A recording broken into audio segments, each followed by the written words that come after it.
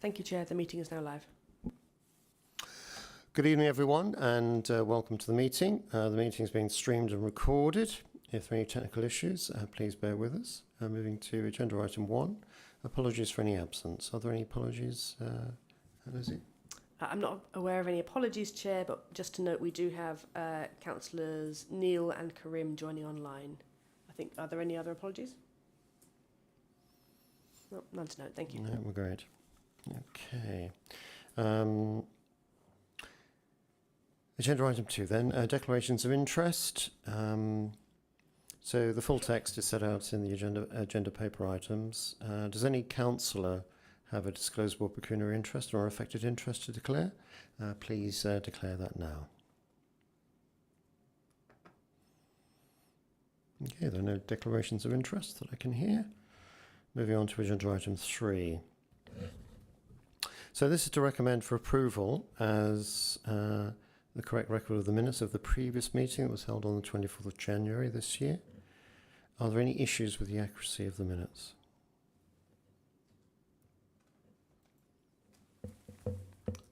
Okay, there's none online.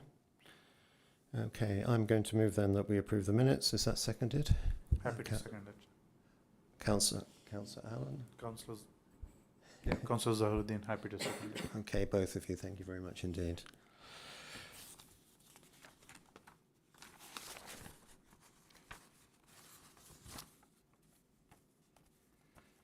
Okay, so Lizzie, do we have to put that to the vote? General assent? Yeah. I think everyone's fine, yeah, great. Okay, item 4. Lizzie, are there any urgent items of business? No, none notified, Chair. Okay, let's move on to agenda item 5 then. So this is the external audit plan for 21-22. I'll repeat that, it's 21-22. And an update on the local audit delays. This is page 7. And this report's going to be presented by the officer Arthur Parker. Arthur, over to you. Thank you, Chair. I'm actually just going to introduce it, and I'll hand over to Andrew Britton, who'll go through the external audit plan for 21-22. But yes, basically it covers 2 areas: the plan, and presumably Andrew also touch upon progress against that plan, but also to update you on the current position with regards to proposals to deal with the wider backlog in publication of audited accounts. But I would imagine that will follow on naturally from the first part. So if I could hand over to Andrew to cover the external audit plan for 21-22. Okay, Andrew, would you like to say a few words of introduction before you present the plan, please?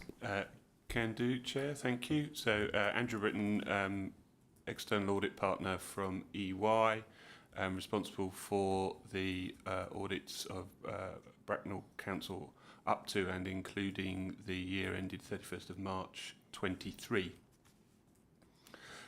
So I'll take both Arthur's report that prefaces our audit plan for 21-22 and our audit plan itself as read. As Arthur has introduced, I'll talk to the 21-22 plan, but obviously also talk through the implications for 22-23 as well, as it's implied in the covering note from Arthur.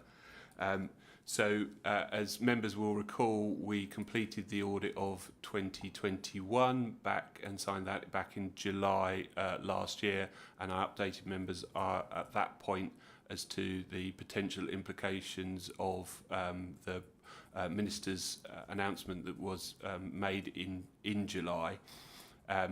We have planned and are a large way through the 21-22 audit. You'll note that our plan was drafted in January, but obviously this is the first committee we've ever been able to bring it to. The 2021, I'm going to get my years confused as well. The 2021 audit was delayed by a number of factors, including the reliance on the audit of the Berkshire Pension Fund, and that, I'll come back to that because that's a recurring point in terms of the 21-22 plan. But if I maybe start with the 21-22 plan, and specifically if I talk to page 15 of your packs, if I can just scroll down myself, which is the overview of the 21-22 strategy. Again, to reflect back to the reports that presented at the July committee last year, you'll see there the risks that we encapsulated within our 21-22 audit strategy, being similar in a lot of cases to those that we talked to you about for 2021. The additional one being the accounting for grants as a result of the pandemic and the number of grants that the council was responsible for following the government funding that came through in 21-22. The approaches are outlined to these particular risks. They're outlined in the detail of the report. The one update that I guess I would flag and that's important for members to be aware of, that links to the DLUC consultation that is summarised in Arthur's report. It relates to the pension liability valuation. Our plan says that we will rely on the work of the, in terms of our conclusion on the net pension liability, rely on the work of the auditor from of the Berkshire Pension Fund. We haven't had that yet for 21-22, so while we have actually been able to complete the vast majority of the remainder of our work that's outlined within this report, we have not, and nor do we have a date by when we would receive the assurances from the pension fund auditor for 21-22. The reason that links to the summary that Arthur has prepared is that members will note that audits that cannot be complete, or the proposal in the consultation from DLUC, which concluded, the consultation concluded and closed last week, so we expect responses from DLUC at some point towards the back end of April, that the legislation that they would put in place pre-recess that would enable a backstop date of 30th of September 2024 for any open accounts up to and including March 23. That would mean if we don't have the completion of the pension scheme audit and therefore assurances from them, that we would be in a position for 21-22 where we'd have assurances on everything except for the pension fund, the pension liability within the accounts. Therefore, having discussed this with Stuart at Section 151, we expect at this point that should the legislation be passed and the backstop date be put in place, and the pension scheme audit not be completed in time, that we would be able to issue an opinion for Bracknell on 21-22 that was limited in scope for everything except for the pension fund. The implication, obviously, for that for 22-23 is we would not be in a position, clearly, to complete the audit for 22-23, having not been able to complete everything for 21-22. So, therefore, we would, in line with the legislation that will be passed, we would disclaim the audit for 22-23 in terms of the opinion that I would present to the council. Because the legislation as currently proposed would require all audits were disclaimed or modified in or present a modified opinion by the end of September. So hopefully that then links what Arthur's paper said to the audit plan that we've presented for you here. I can see a question. Have you finished I'm happy to pause there. Hopefully that summarises the situation. Obviously there's a bit more detail in the plan in relation to 21-22, but also, and I guess Arthur may also be able to add if the question relates to the cover report. Councillor Allen, just going back on your last point. So for 21-22, you can, basically say the accounts are okay apart from the pension liability, but you can't do that for 22-23 because it has a knock-on effect. So you can't say 22-23 is great apart from the pension bit. Okay, so for 21-22, the work that we've outlined in the audit plan, primarily, other than obviously the pensions work, will have been completed by that point. Because we haven't yet completed the 21-22 audit, we've obviously not yet started the 22-23 audit, so therefore all of that audit work remains outstanding and wouldn't be feasible to be completed clearly until before the backstop date. So hence why. So what we are doing for 22-23, just to add, I guess, on that, is that we will complete the work for 22-23 that relates to value for money. So we will do all, obviously we have done for 2021 and 21-22. We will complete the value for money work, and because our view is that that's actually in an environment of stakeholder concerns over financial sustainability, etc. Those arrangements and giving a conclusion on those arrangements are important. But we won't ever get to a position where, in the time that's available, that we'll be able to complete all of the audit work for the remainder of 22-23.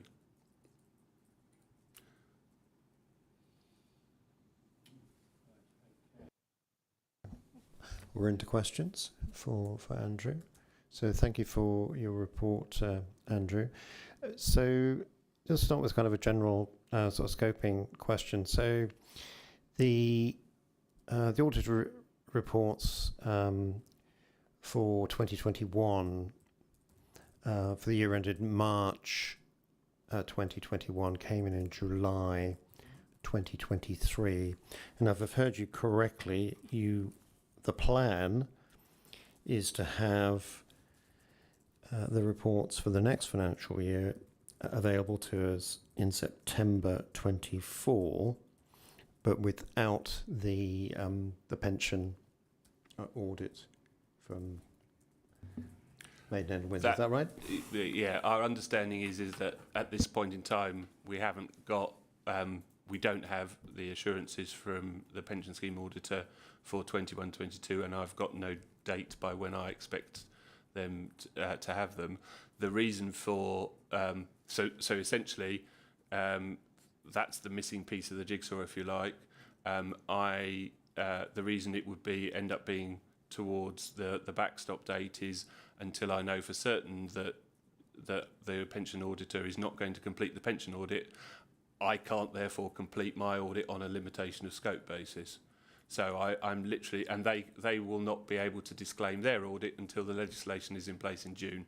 So I'm literally a function of if you like, the machinery of government here in terms of when the legislation's in place that will dictate the disclaimers can be issued or can be issued, and therefore that then allows me to conclude the audit here.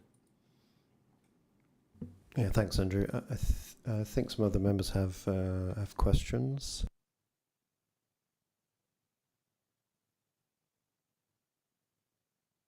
So, Councillor, please go ahead. Adrian Hafji. So you just mentioned that you're likely to be doing a value for money audit for 23-24, not the full audit. 22-23. Yeah. Does that mean you wouldn't be charging us the full audit fee for that? So the audit fees for all local government audits are set by PSAA.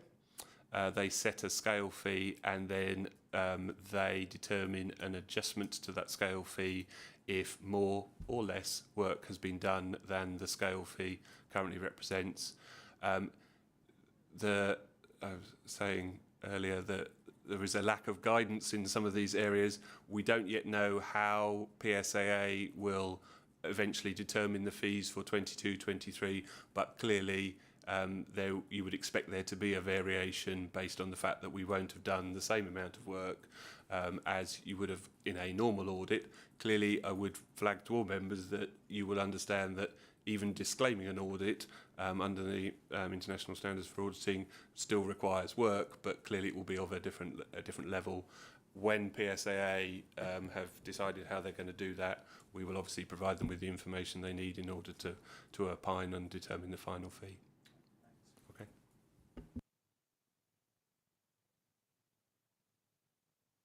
Councillor Zaharuddin. Through you, Chair. When do you anticipate audit to complete to enable you to give your formal opinion about it? Which year? 21-22. 21-22. So, as I said earlier, we are there with the vast majority of the audit. We don't have the pensions assurance yet to allow us to complete it. The timeline is dependent in terms of the proposals that we just talked about, and the backstop date is dependent on the legislation being drafted and laid pre-recess. Only at the point at which the legislation has been laid will we be able to determine that I am not going to get the assurances from the pension scheme auditor, and at that point then I will be in a position to say I can now conclude my audit, limiting it in scope for excluding the pension fund.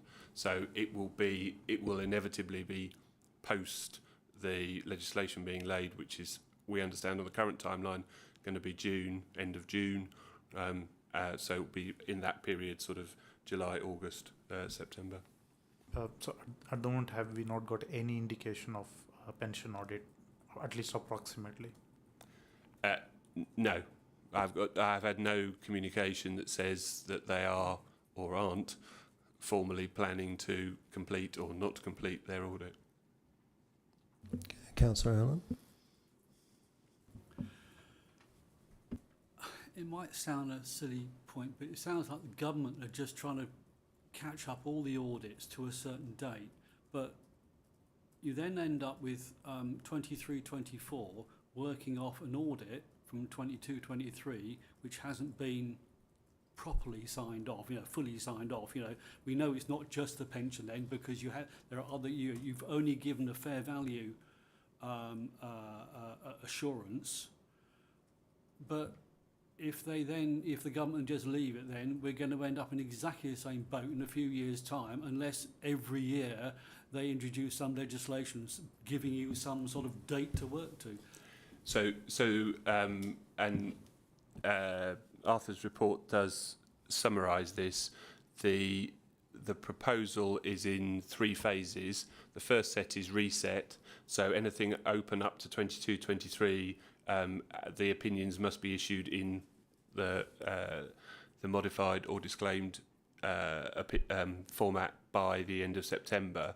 Then for 23-24 audits, the proposed date is May 25, and then the year after it's March 26, and then was it January 20? It then moves forwards so that you do have that cut-off period for each and every subsequent year. But we still going to have the problem with the pension fund, because if the pension fund can't sign off every single year by a certain date, we're going to be in the same situation every year where we just sign it off apart from the pension fund, which seems to be a strange situation to be in. Councillor Robinson. I was going to say we're not. I can't comment on the audit. I do of the beg your pension. pardon. I thought that was a statement rather than a question. Well, it was, but yeah, I think the councillor knows my response to that one. Okay, Councillor Robinson. Thank you. I'm just thinking about what you're talking about. You're waiting for the government to pass legislation. What if they don't pass it by June this year? Will the audit opinion be qualified if they don't pass it? I think that's probably a question for the government. The DLUC manages and controls the system we'd deliver the audits within that system, it's above my pay grade or some such expression probably. Okay. Before I bring back Councillor Allen, I have a question. Raises what the question's just been asked. So, what's the materiality of this situation to the council and its operations? I mean, later on in this meeting, we're going to be looking at the risk register. Does this situation pose any kind of risk to the operations and good governance of the council? Can I suggest that Arthur? That's a question for Arthur. Arthur? Sorry, I was breaking up a bit there. I missed that question. Could you repeat it, please? So we're talking about dates and things not being signed off. Right. So I'm going to ask the management question or the governance question. What's the materiality of this situation, for the good management and governance of the council and its operations?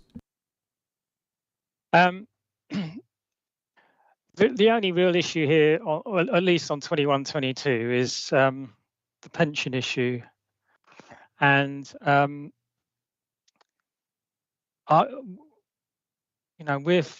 we don't believe. I mean, that's quite a very volatile number anyway. It changes significantly from year to year, and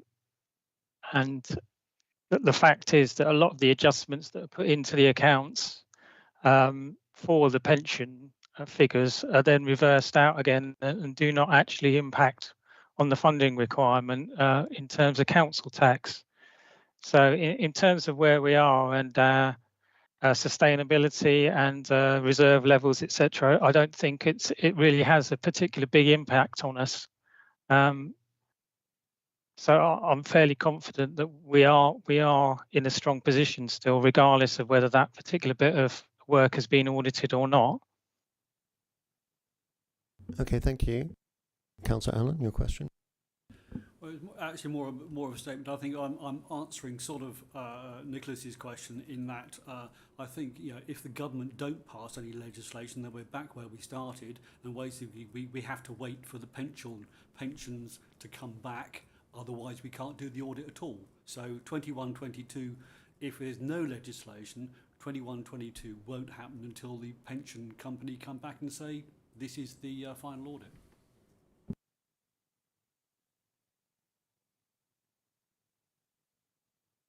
Okay, last questions. Does this, last question for me anyway, does this situation mean there's going to be more work that has to be done by auditors and the council because of these unsigned off accounts? So I'm not your auditor for 23-24. Andrew, who is your auditor, is online. I can take that question. Thank you, Arthur. I mean, the answer to that is yes, because as Andrew's been talking about, if we get into a position where the only thing that has been audited for the 22-23 accounts is the production of the value for money statement, then that means that there's no the balances that will be the brought forward balances for our 23-24 accounts won't have been audited. So we have all these prior year comparatives that won't have been audited. And part of the process of the recovery under the consultation plan is to give a longer period of time for the audit of the 23-24 accounts to be finalised, so that the auditors can do some work on getting some assurance on some of those brought forward balances.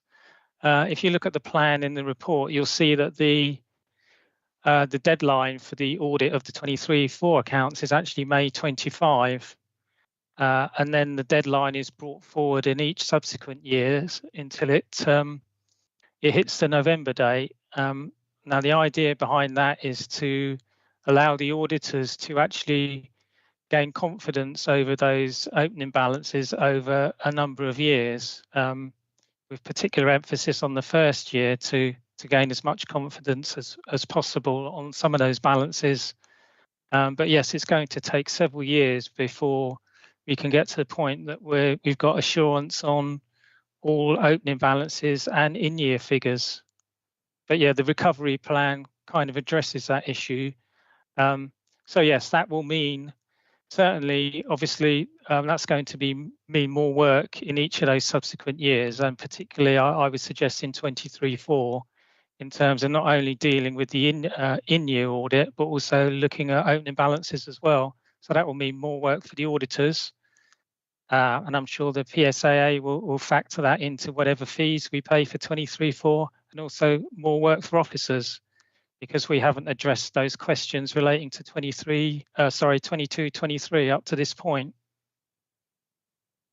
Okay, thank you, Arthur. So just to summarise then, you say there is a cost impact on the council in terms of auditors' fees and extra work by officers. Yes, there's definitely a cost impact. Obviously, there'll be less work done for 22/23, so we won't be charged a normal level of fees for 22/23, but we will be charged more in fees for 23/4, and that will be at the new contract rate, which is significantly higher than under the old contract. So yes, it will be significantly more expensive. Okay, thank you. Councillor Robertson? Thank you. I just want to ask about the handover between Ernst & Young and KPMG. How is that going to be managed? And have you got any agreed deadline when you're going to do the handover? Because we don't really want to see, any delays. Thank you. I can see Andrew's got his hand up as well, so Chair, you might want to bring him in afterwards. But I actually have a meeting with Andrew later this week to talk through it. And one of the reasons that we talked about moving to, the reason for doing this reset and the recovery was the benefit of bringing everything back up to date. And one of the reasons behind our approach to that is to ensure that happens as quickly as possible.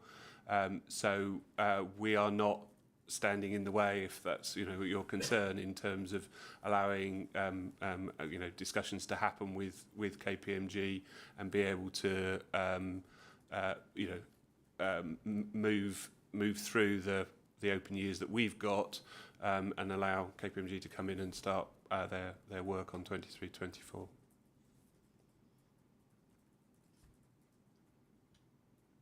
Councillor Zahraddin? It appears 23. I beg your pardon. Andrew, would you like to add to the statement? Yeah, thank you, Chair. Thank you, everybody. And thank you, Andrew, the other Andrew from EY. All your auditors won't be called Andrew, I promise. No, I think you're going to be Andy, and Andrew's going to be Andrew, if that's okay. Yeah, Andy's fine. Yep, absolutely. Just two things, just briefly. One, in terms of kind of the extra work that may be required for 23/24, because 22/23 may be disclaimed, or probably will be, from the conversations I'm having with EY and Andrew Britton. As he said, we're going to be having a chat later this week.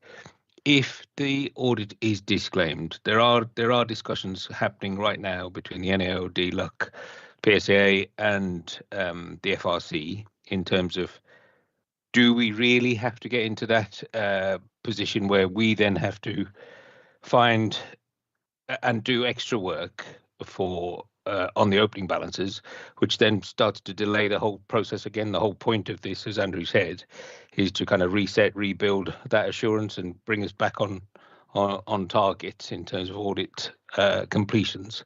So if we don't need to, and the FRC gives us that kind of cover that my partners at KPMG are willing to live with, then I won't be doing that extra work.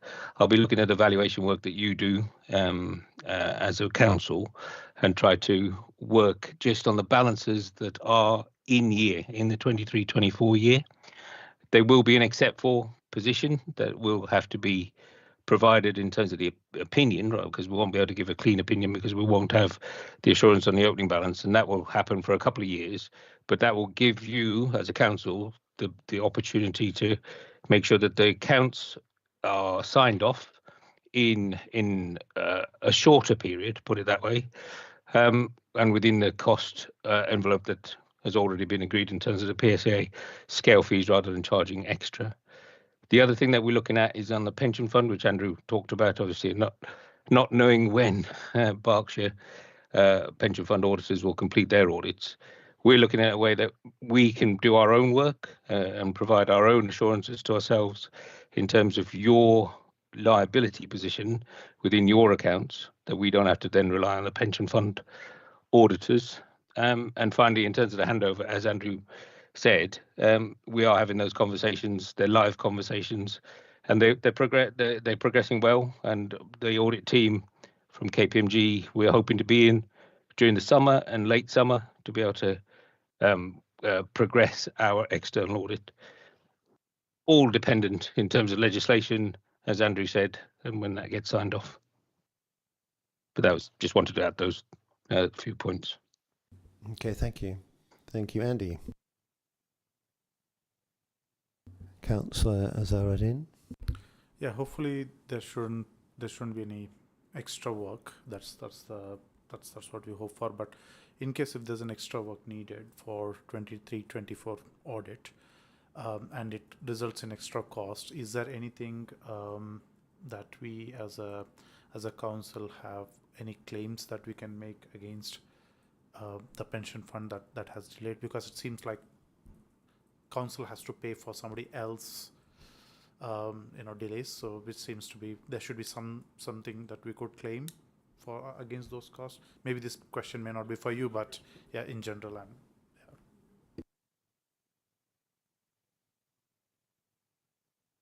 Andrew, the other Andrew Planning. Yeah, I'm not an auditor.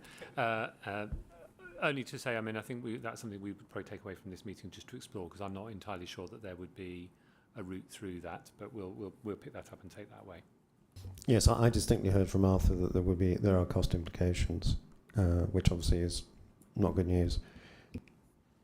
Councillor Robertson. Thank you. I just want to say that you'll probably have to look at the contract that you have with the pension fund in terms of provision. That's what the council will have to do. There's a possibility that the pension fund may not pay, so we'll just have to absorb the costs. Possible, we don't know yet. And if that happens, then maybe in the future we have to make sure our contract reflects any cost overrun, then there's nothing to do that. And it's through the window of Maidenhead, then they'll have to pay. yeah, perhaps it's something an improvement to look at in case if we renegotiate those contracts in future, add those conditions in place as a learning. Okay, so I'm hearing there's a suggestion there that we need to think about this as a recurring situation and then address this in future contracts for audit, if that's possible. Yeah, okay, that's noted. Any further questions? Just a last one from myself. Given 22-23 is going to be not a full audit, and there are very strict timelines set to it. So what's your approach going to be with the audit for 22-23? So as I outlined, we will conduct, and to be fair, we are able to do it in parallel. The 22-23 value for money work in order to give a value for money conclusion. We hope to have completed that work and therefore be able to again report to management, because obviously audit committee cycles are not necessarily in line, aiming for the end of April for that. So again, similar to what Andrew said, Andrew from KPMG said, we all get different names, shouldn't we? Therefore, that we would be clear, other than the legislation and that element that we talked about before, of 22-23, and therefore the KPMG team will be in and able to work over the summer for 23-24.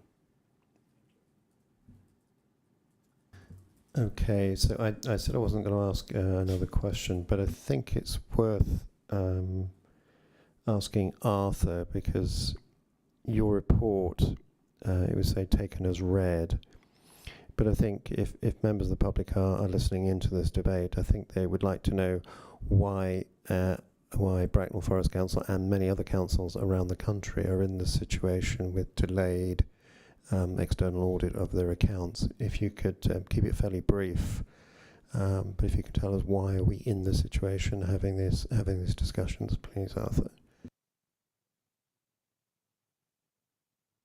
There are many different factors involved, so it's very difficult to give an answer to that, to be honest. Part of it's to do with the resourcing of, well, in some authorities, I don't think it's a particular issue within Bracknell Forest, but in some authorities, there have been internal delays in producing draft accounts, and there's been a resourcing issue within the councils themselves. In some circumstances, there's been resourcing issues within the audit firms themselves. There have been issues with regards to, when the contract was set, the last 5 years of contracts were set, the fees were set at, looking in hindsight, at low levels. So it's been difficult to actually get the right level of resourcing into audit firms. And now, that's, I don't work for an audit firm, so that's only what I've gathered from reading about it myself. So obviously the audit firms themselves are a better place to comment on that angle. But there are numerous elements to it. In our particular circumstances, obviously a big part has been the Berkshire Pension Fund, but that's not necessarily the issue in all authorities, and they will have particular issues, different issues, but nonetheless issues that they've been dealing with. There's also been a general feeling that, and this is because what the guidance says is that a lot of effort has been put into the valuation, the audit of fixed assets, in particular valuations, and pension funds in general. And one of the other strands of this consultation process is to look at ways of potentially simplifying the audit, or looking at ways of reducing the amount of audit work to get assurance on some of these aspects of the account, such as fixed assets and pension funds. And there's a thematic review that's going to be published shortly that the Treasury's undertaken to look at potentially different ways of valuing operational assets, so that the auditors can concentrate on other issues rather than spending so much time concentrating on valuations, which frankly are not a particular huge issue for a local authority in terms of having that valuation on the balance sheet, which actually doesn't represent what we can actually sell that asset for anyway. It looks at an existing use value, which is, without getting too technical, it's not really the fair value for those assets anyway. So it's not a particularly good measure. So there are lots of factors that have been involved over the last few years to get us into this situation. Okay, thank you. And Andrew from Ernst & Young, do you want to add anything? I would agree with Arthur's comments. I would add other things that have happened during that period. So the pandemic didn't help.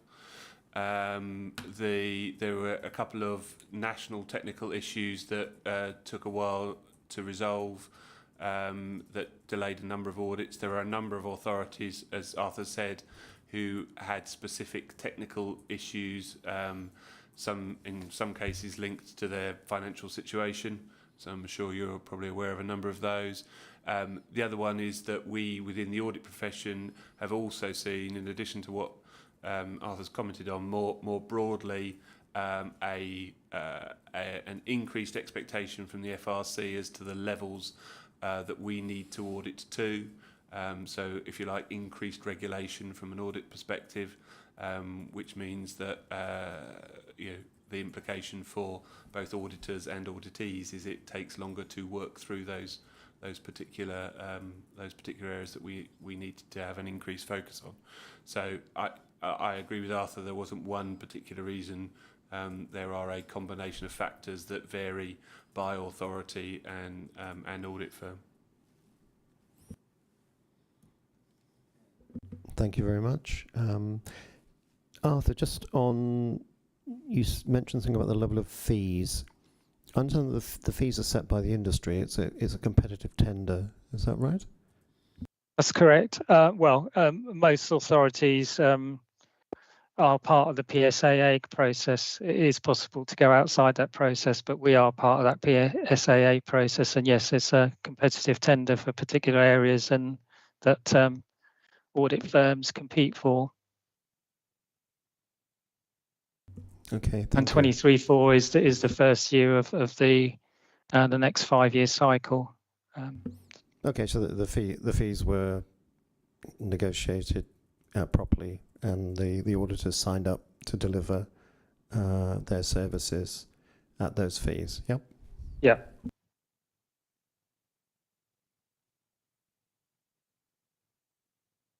Okay, I'm looking around the room. Online, I don't see any hands raised. So I believe that's the end of the questions. So on this agenda item, there isn't a vote. So the recommendation is for the committee just to note the report. And if there are no further questions, we'll take the report and what we've heard in addition as read. Thank you. Okay, moving on to item 6, Strategic Risk Register. I'd like to welcome Sally Hendrick to present, please. Thank you, Chair. Sally Hendrick, Head of Audit and Risk Management. So I'm bringing to the committee this evening the Strategic Risk Register. This risk register is owned by the corporate management team, and it's brought to two members on a regular basis, around twice a year, for the committee to provide feedback that I can take back to CMT on, for example, the completeness of risks, whether they feel any other additional risks should be added, and also on the scores that we've included at the moment in the Strategic Risk Register. So my role in this is really to facilitate the risk register and to maintain it. It is reviewed by the Strategic Risk Management Group on a quarterly basis, and that group is chaired by Stuart McKellar as the Executive Director for Resources and the Section 151 Officer, and it's attended by representatives from across the Council from each directorate, as well as by the Health and Safety Officer and IT, and also my insurance officer as well does attend that meeting too. So it has quite a lot of scrutiny from officers around the council. The last review at Strategic Risk Management Group was in February, and that was followed very shortly afterwards by the review at CMT. And there's also been a lot of detailed work carried out recently on the actions to ensure the actions for each risk are up to date. So the key points I just wanted to draw your attention to is that we now have 8 risks in the Strategic Risk Register. We added safety valve into the risk register in November, and we have also, for this iteration, the review that was carried out by Strategic Risk Management Group and CMT made a couple of changes to reduce the risk for financial sustainability slightly, and also to increase the risk around safety valves slightly. And the reason for that is because on a financial sustainability risk side is because the expected overspend was showing a slight improvement. So we have reduced that risk for that financial sustainability risk. And the safety valve risk was increased slightly, and that was just to reflect a more accurate position around the level of risk that was in place, because we're at quite an early stage in this, and there's a lot of work to be done on that and a lot of savings to be made. So it was felt that that risk needed to be slightly increased. There wasn't anything else I was going to add to that, other than just to just flag up to you the risk tolerance scores that we've included against each of these risks, and this is reflecting our risk appetite.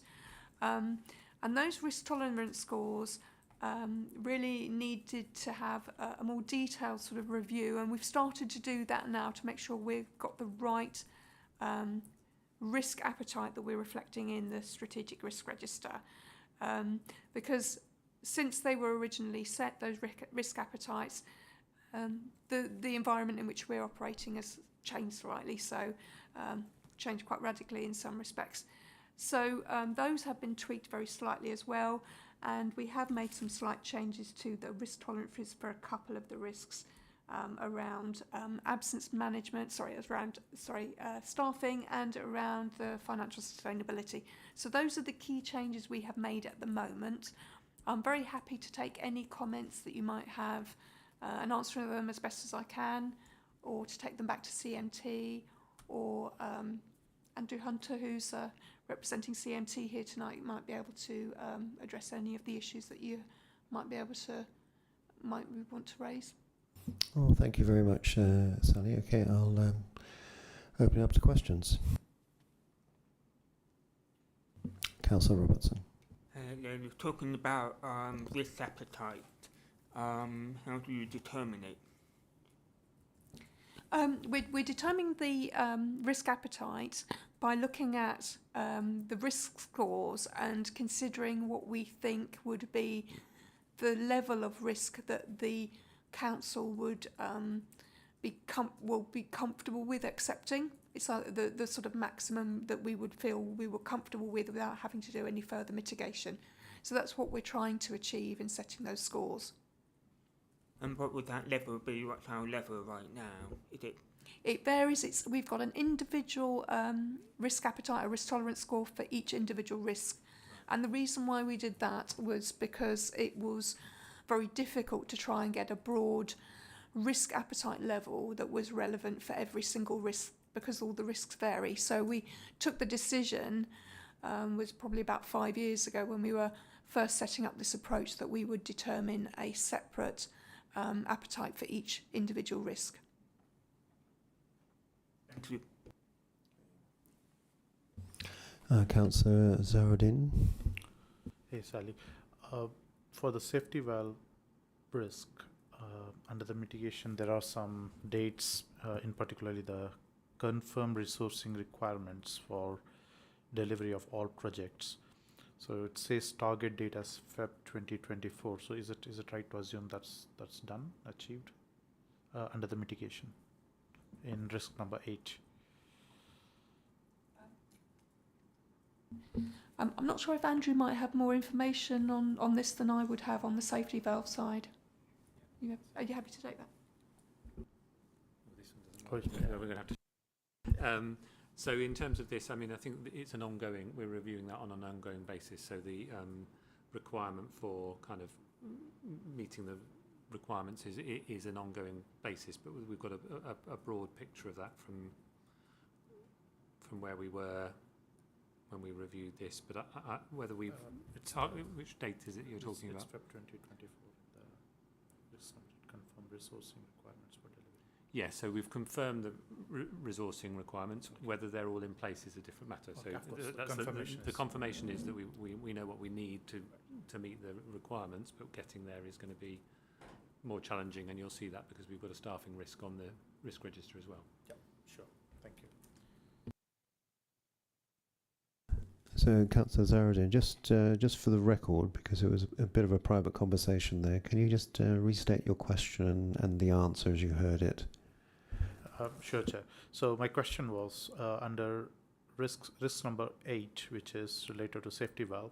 So there is a mitigation that states confirmed resourcing requirements for delivery of all projects, and it has got a target date as Feb 2024. As I understand from Andrew's answer, it's an ongoing. as of identifying the resource requirements is achieved by February, but as an action itself, it's ongoing one. Okay, thanks. Thanks for that. Councillor Allen. A while ago, you used to have, as well as the current and the target, you used to have an unmitigated. Can you tell me why the unmitigated line got taken out? Yes, certainly. This is something we've only just done because it wasn't actually adding any value at all. So we didn't, it was something we just discussed at CMT just a couple of weeks ago, and we agreed it wasn't adding anything because all it was a score reflecting what the score would be if nothing was done at all, which is unrealistic because we're never in a position where we're doing nothing at all. So it wasn't really adding anything. I suppose my challenge there is that generally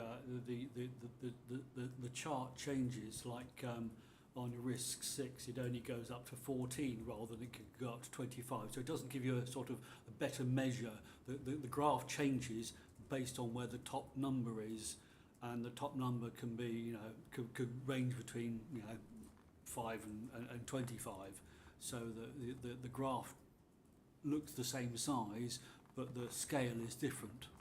So the unmitigated used to actually compress it so that you could actually get a better feel as to how bad it looked. Yeah, I know what you're saying. I'm not sure that that's 100% right, because I think over time the issues we've found is that the environment in which we're operating, the challenges that we're facing externally, we're changing the unmitigated score as well. So they were sort of shifting around. So it was sort of a less reliable as a measure than it might be if that was static. It is something we did sort of consider. We didn't take it lightly to remove it. But it didn't really seem to be adding very much. And I don't want that to detract from where we are at the moment and where we need to be, which is the key things. But I know what your point is, just because that shifted over time, especially in some areas like social care and so on, that was shifting quite dramatically sometimes. And also the staffing risks as well over time. From when we first had the risk register, we've always had risks around staffing, but the environment in which we're operating in is quite different now from what it used to be.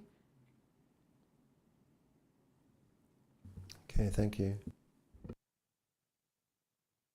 Right, I have a question. I looked at the last report and you identified some high priority control issues: council tax, home to school transport. There's a list of them. Is it possible to give an update on?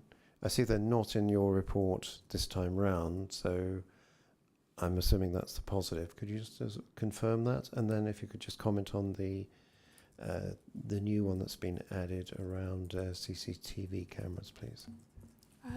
Is this the report, my interim report, the next report that we're covering? Okay. Yeah. We're on the risk register. The last risk register report we had. Well, no, I'm saying, let's repeat the question. So the last time we had a report on the risk register, there was identified high priority control issues. Yeah, I think that, yes. Yeah, yes. That was from my previous interim update on the risk, on the internal audit plan. And I included in there the latest findings of the audit reports from the audits that we had carried out on home to school transport. And what I tend to do when I'm doing my interim report, I'll only report on the ones that you've not received a report on. So because that's in the internal audit report rather than the strategic risk register. All right. Okay. They're laid out identically, and I just thought Yes. I was comparing. I thought I was comparing like with like. Okay. So just moving on to the second part of the question, then. The issue around security cameras.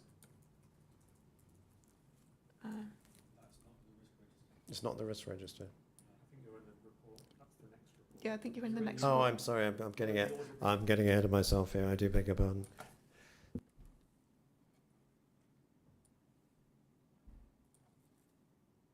Okay, I have another question then.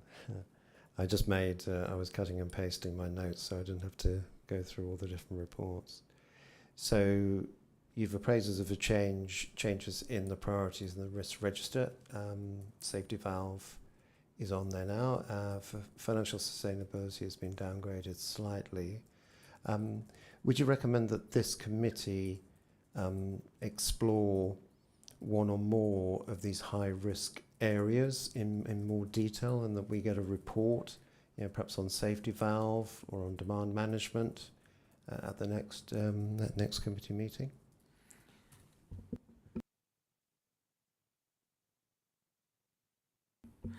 At the last review, which was carried out by CMT, it was identified by CMT that they felt that they needed to have some deep dive reviews on the individual risks in the risk register, and that is to allow more time to look at the risks in depth and to look at the progress against those risks and how the risks are moving over time.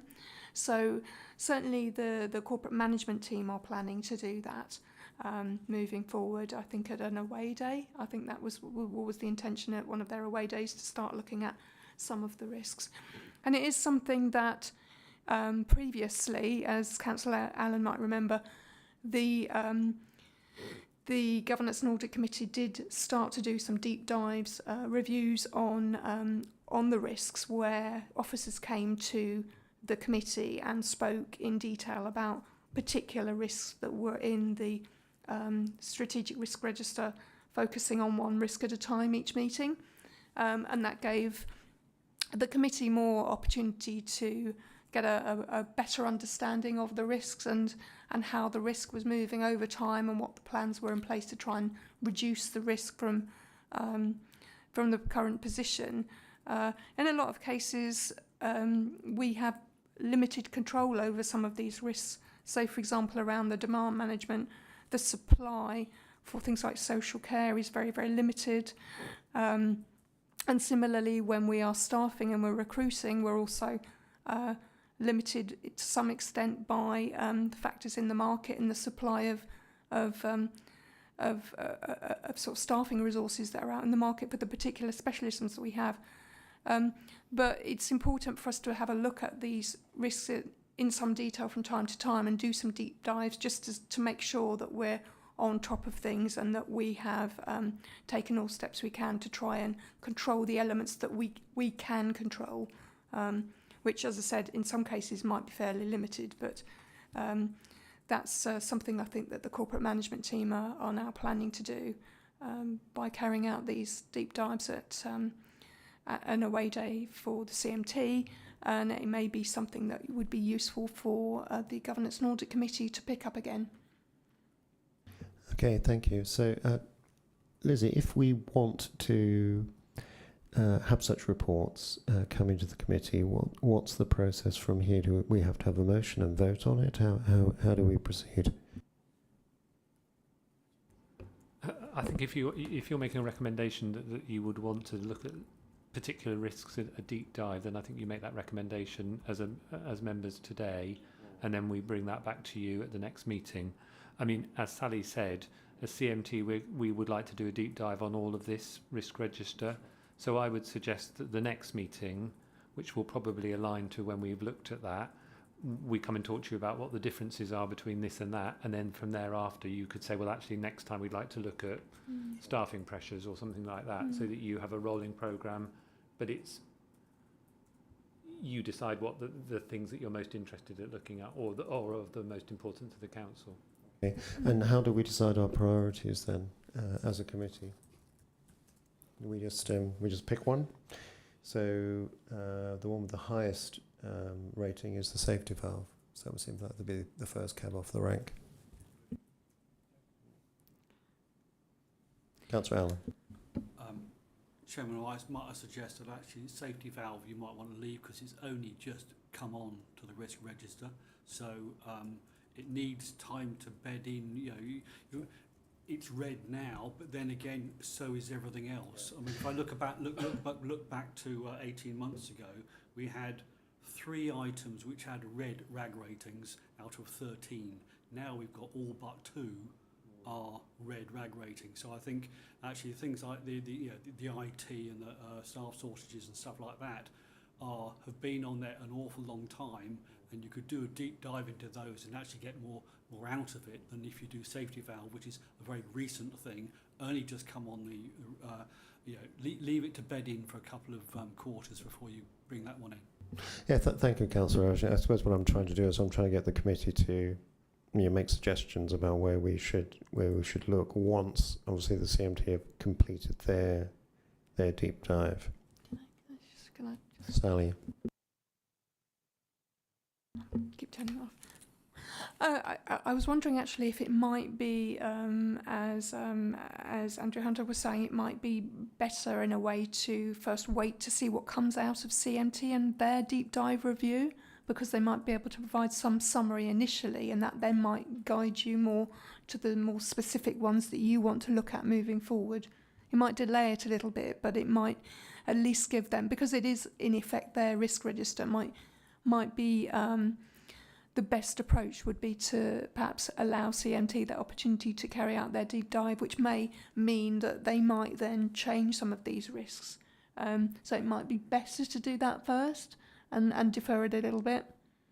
Okay, so what I'm hearing is that we wait for the recommendation as to what to look at from the CMT after they've completed their deep dive. When would we be able to have the first report, do you think? I would just have to double check when our next away day is and how it aligns with this committee. But I would anticipate that it would be the next committee, and if it's not the next committee, it would be the one after that. But it should be the next one, I would imagine. Okay, we've had a discussion. I think doesn't require further summary. I can see all the heads are nodding, so that's what we'll do. Great, thanks.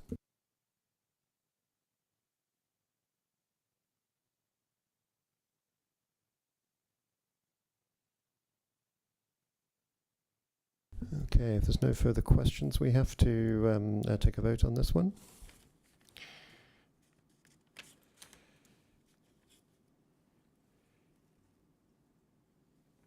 If there are no further questions, then I'd like to move to recommendation 2.1 on page 57 of the agenda. Is that seconded? Councillors are then seconded. Okay, thank you. So we move into debate. Does anybody want to speak in the debate?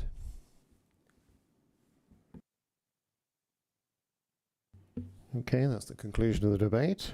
I'm going to move to the vote. Please raise your hands if you support the recommendations of the Strategic Risk Register report as set out in 2.1 on page 57. Those in favour? Nobody gets to vote online. That's unanimous, thank you.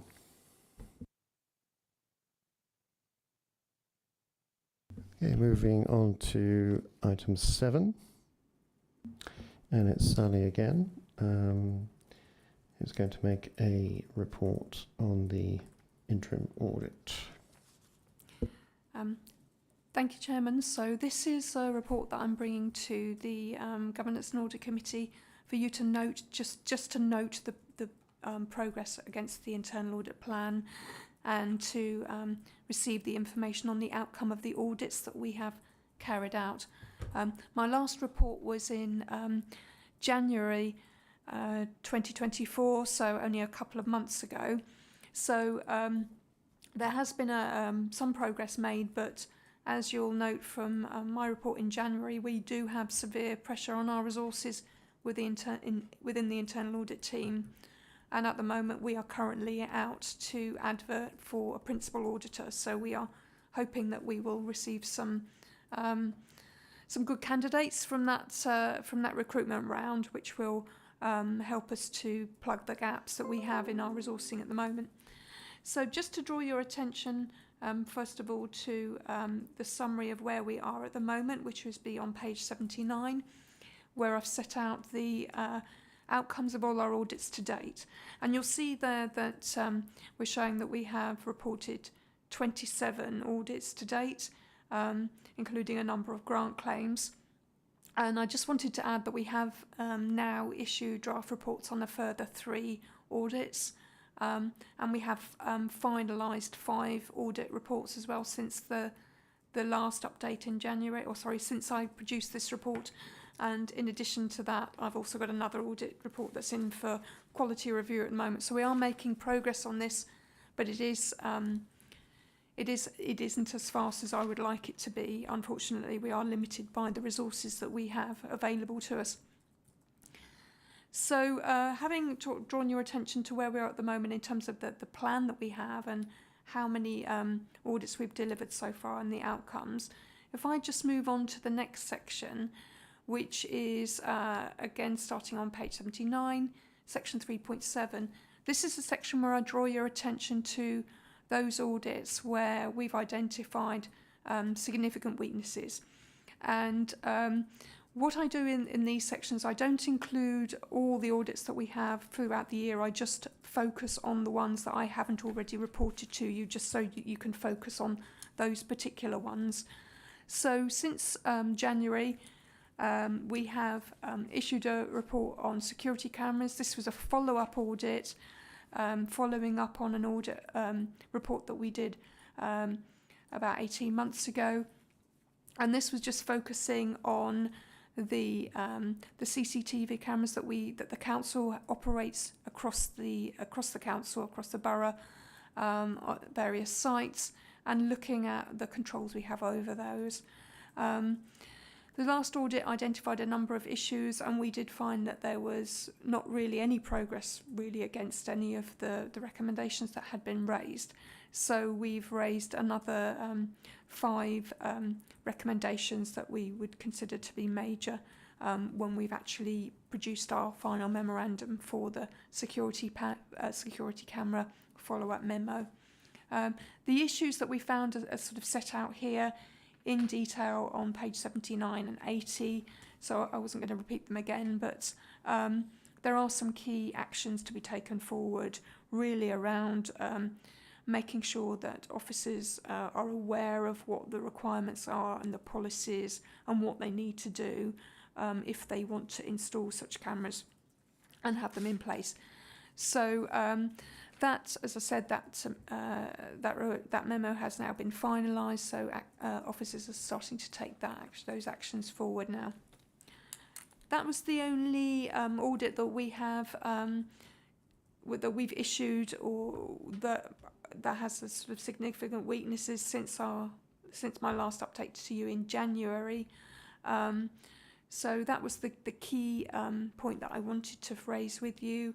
Other than the resourcing issues that are a continuing problem for us at the moment. Happy to take any questions that anybody has. Okay, thank you very much once again, Sally. Questions?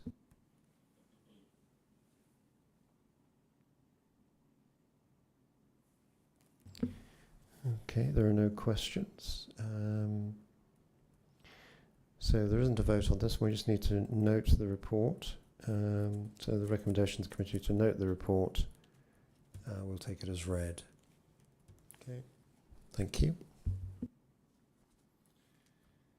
Let's move on to agenda item 8, which is the annual internal audit plan 24-25, starting on page 87 of the agenda. Back to you again, Sally. Thank you, Chairman. So this is my internal audit plan, which I'm required to produce for you to review and actually approve. So this does require a decision from you. You do need to review and approve the internal audit plan before I can take that forward for 24-25.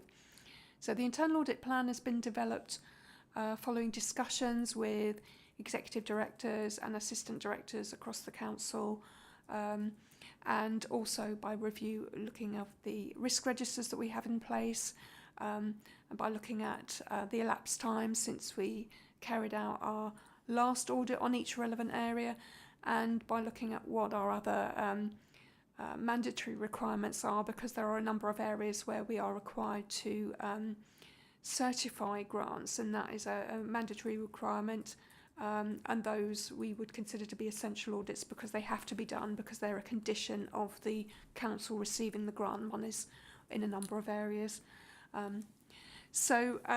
The plan has been set out in detail and summarised, and you'll be able to find that at the top of page 96. And you'll see from there what I've tried to do is note what the days were in our plan for 23-24 against the days that we were able to deliver in the end.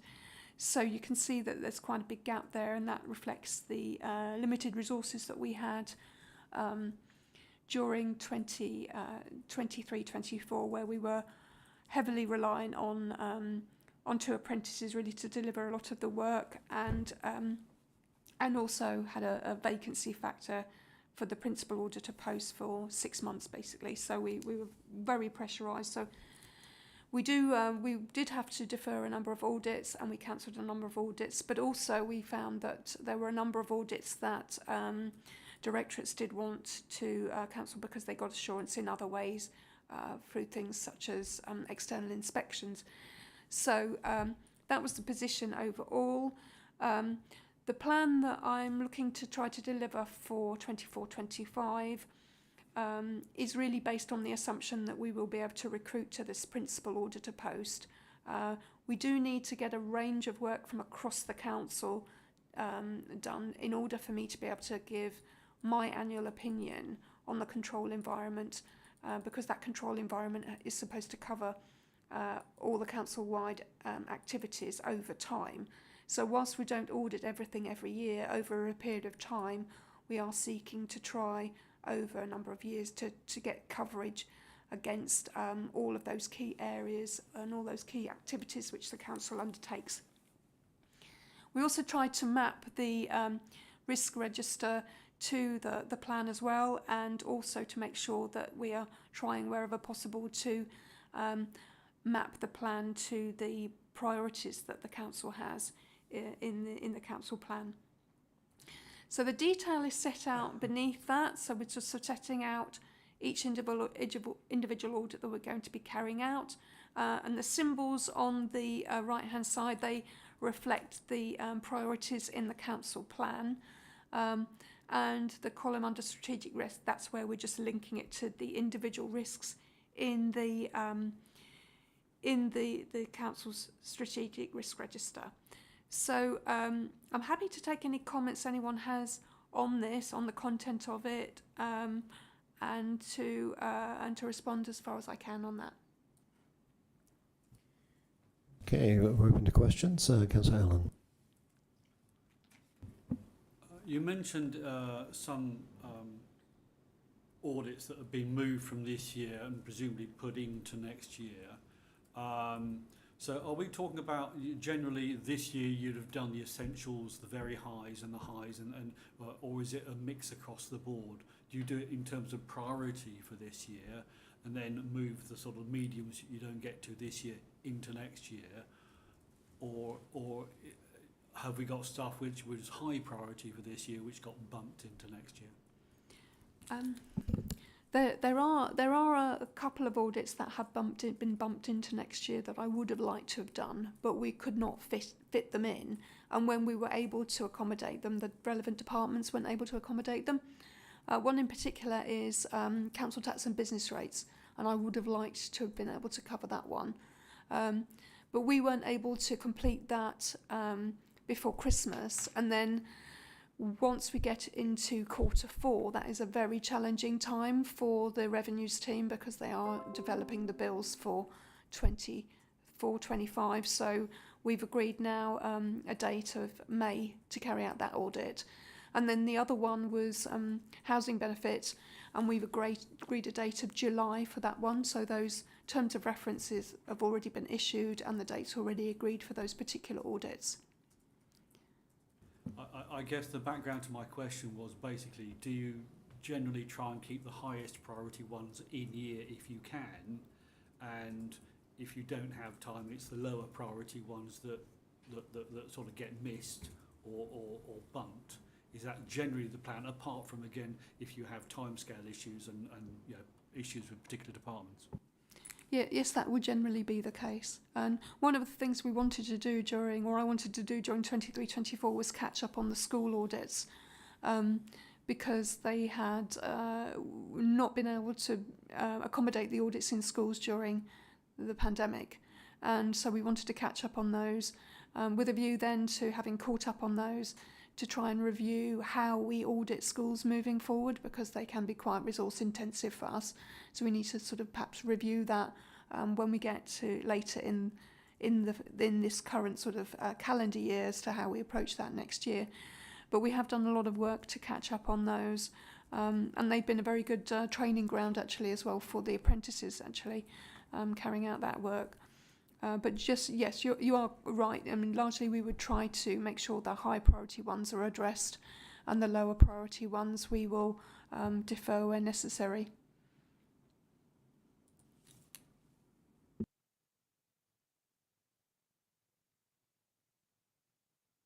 Councillor Zahradin. When the audits are carried forward to the next year, so do you reassess, as occasionally it could happen where something that was high priority the previous year may not be any more high priority this year, given the circumstances might have changed. So do you consider those factors as well when you reprioritize them in the next year? I think it's fair to say that what we're doing all the time is looking at the priorities. So, for example, other things may come up which are an even higher priority that directors or assistant directors want us to look at, and that has happened with some of the people directorates, where there were things that they wanted us to go back. In particular, there were a couple of areas where they wanted us to go back and review again things that we had already covered. But in the meantime, they felt that those things could actually be addressed through the inspection process. So they took the decision there were other areas that they wanted to include instead within the plan. So, for example, the director wanted an audit which would be looking at the timeliness of the updating of the adult social care system, and that's got a higher priority than some of the audits we were going to do, which were just follow-ups of previous audits that we'd done where we had followed them up a couple of times, and we feel now we should be able to leave it to the management team to follow those up again. One of the issues we've had over recent years was around areas where we have given audit reports with which included major recommendations, and gone back to revisit those to check how those had been addressed, and we find that the actions have still not been completed, and then we find we're going back and back and back to repeat things, and there's a limit to how many times you can do that. It's better really to move on, because at the end of the day that becomes a management responsibility to take those things forward. It's not a good use of audit resources when there's other things we really need to focus on.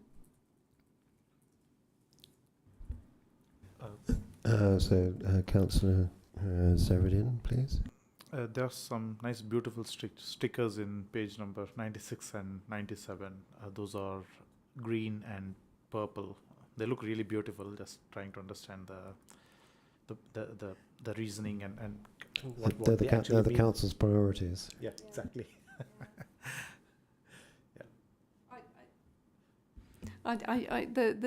The chair and vice chair of the audit committee and I met the other day for our pre-meeting, and we talked about this, and I think next time I'll actually put the words in rather than the symbols.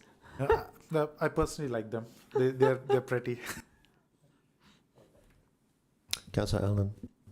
So if you want the guide to it, it's on page 94. Yeah, it gives you the pictures. But I was going to say, in terms of where the follow-ups, where you're doing a follow-up where they've had essentially a bad audit and you're going in to follow them up, does that essentially raise the priority because it is a follow-up, and really it becomes more essential if they've had a bad audit, the next one, the follow-up is done. Yes, I think it does as a rule, but I think, when I was just talking about when we follow up and we find they haven't been addressed, we can't keep going back. So generally, I think there were a couple in the people area where we didn't really want to go back again to follow things up, and it's down to them to now take those forward. But generally speaking, if we've found significant issues, we've always had a commitment to the audit committee to make sure we go back to formally look at those to make sure they've been addressed.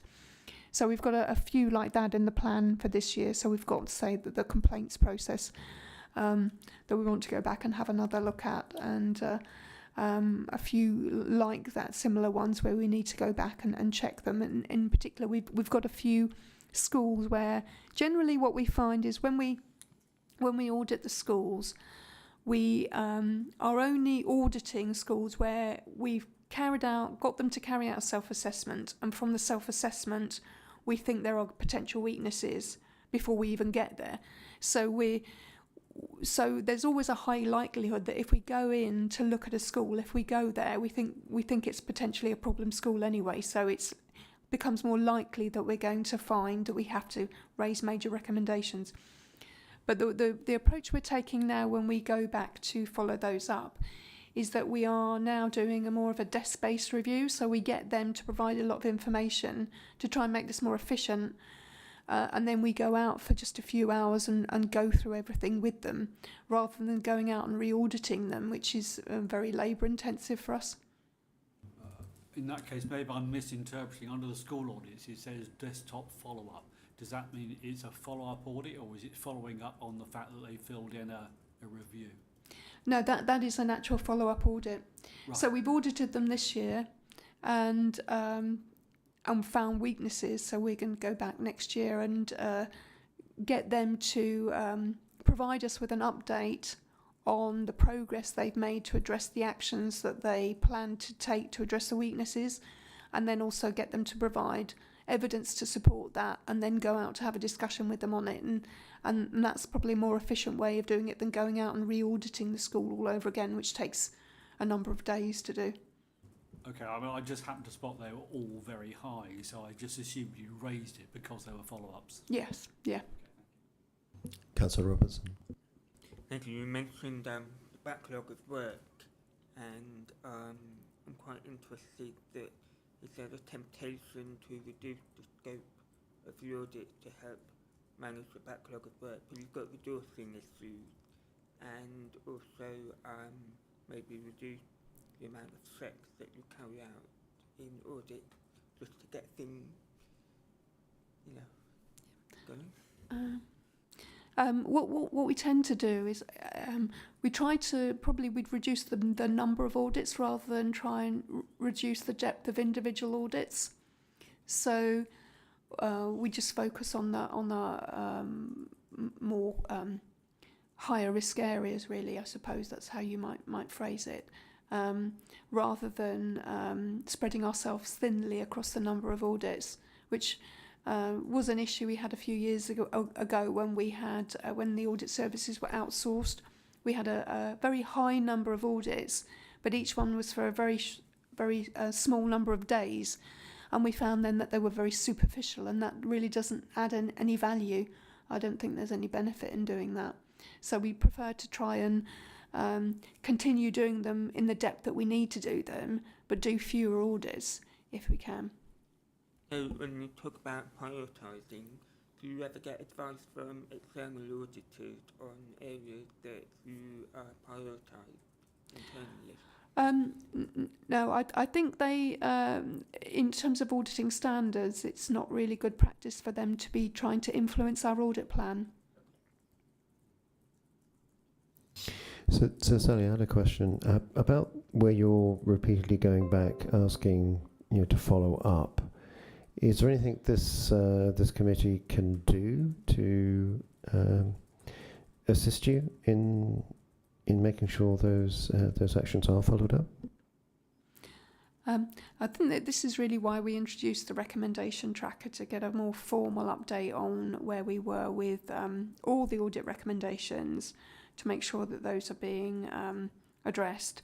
But in terms of the areas where we raise a sort of partial assurance opinion and we have to go back again, I think certainly in the past what has happened a few years ago is that where we were getting repeated partial assurance opinions, officers were asked to come to the committee to explain how that had arisen and what they were going to do moving forward to try and address that. And that's very common at audit committees for that to happen.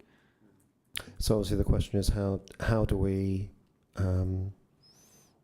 find out, prioritise areas that require further questioning by this committee? I think Councillor Allen's going to have a suggestion. Well, I actually haven't seen any audits which have been repeated. I think the officers were finding it scary to have to come back to governance and audit and actually have give a full account. So there aren't actually that many audits nowadays which are repeatedly failing. I'll get Sally to confirm that in a moment, but it used to happen quite a bit. And yes, we would bring the executive director in for that area to give a full account as to why they keep failing. Okay, yeah, Sally. No, that isn't actually correct. We still have quite a lot where they keep. We've got repeated ones where issues haven't been addressed. We do still have that, and maybe what I need to do is flag that more clearly in the report so that you can, certainly if that's the approach that you want to take, so that people can be held to account really, or be asked to take steps to try and address issues. It tends to be pockets around the council. It's not everything. So they're just sort of pockets, I think, where action isn't taken. Okay, so anything we can do between this meeting and the next in terms of identifying potential areas to come and talk to the committee? I can certainly provide you with a list of the repeated assurances where they're getting adverse opinions on a repeated basis. And Leslie, that I guess this is okay. We can put those on the agenda for the next meeting. Okay, thank you.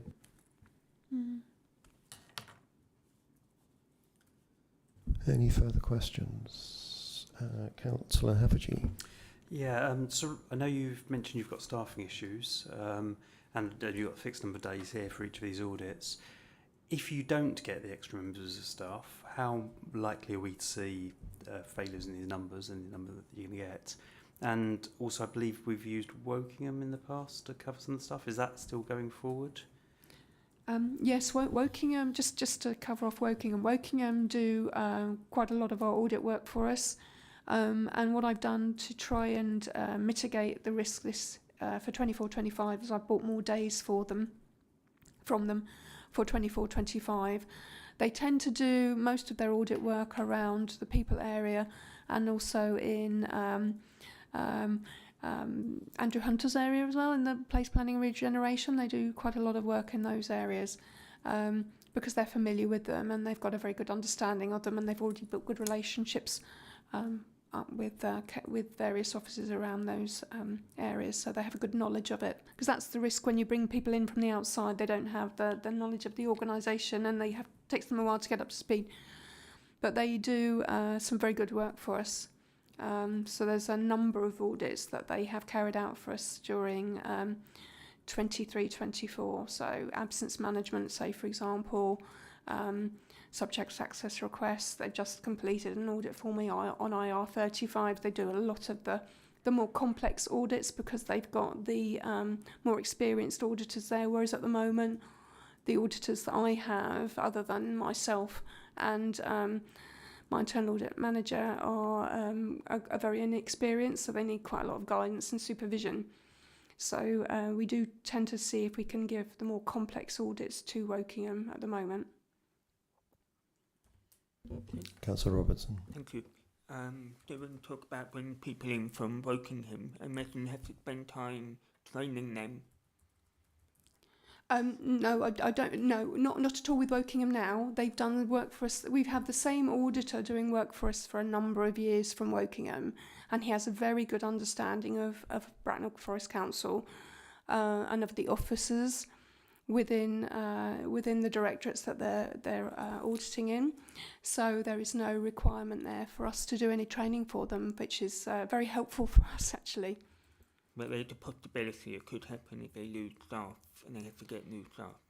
That would be a possible risk. They have just recently started using a second auditor on our audits, and so we're working with them on that to make sure he can get up to speed. But that's largely something that they deal with, not me.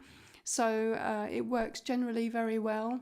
They do, as I said, they've worked with us for a number of years on that. But I suppose there's always the possibility with any staff, whether they're external or internal resources, that they could leave, and then you've got additional resource pressures. Thank you. Oh, and I think I forgot to. There was probably a number of questions that were asked earlier, and I didn't address all of them. But if we have gaps and we're not able to recruit, we will probably have to go out for agency workers, and I'm really keen to try and avoid that. But it's very, very costly, and also they do require quite a lot of input to get them up to speed, really, and it's can be a bit of a double-edged sword, to be honest. So I'm trying to avoid that, but it may be, if we can't recruit, that we maybe have to go down that route. And when you talk about agency staff, do they specialise in auditing councils, or do they do other kinds of do they do audits in different organisations? We would generally be recruiting auditors that have experience working in local government. Thank you. Okay, if no further questions, I'd like to move to the recommendation. Again, it's 2.1, page 87 this time, to approve the internal audit plan for 24-25 as attached to Appendix A. Do I have a seconder? Seconded, Chairman. Councillor Allen. Thank you, Councillor Allen. So, moving to debate, does anyone wish to contribute? I'd just like to thank Sally and her team for sterling work that they're doing. I'm sure everybody on the committee would join me on that. We've heard several times about the resource constraints. I'd like to commend you on the quality of the documentation that you put in front of the committee. I promise next time to be a bit sharper on making sure I don't merge bits from different reports. I think it's fantastic work, and we're looking forward to assisting you more on looking at deep dives and looking at where we're having repeated requests for audit. Just wanted to say thank you. Anybody else like to say anything in debate?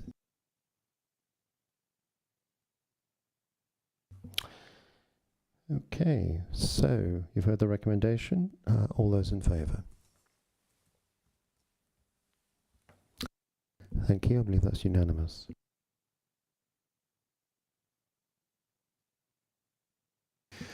So it just remains for me to thank everyone for attending this evening, both here in the chamber and online. And I now declare this meeting closed. And our Democratic Services Officer will confirm shortly when the recording has ended.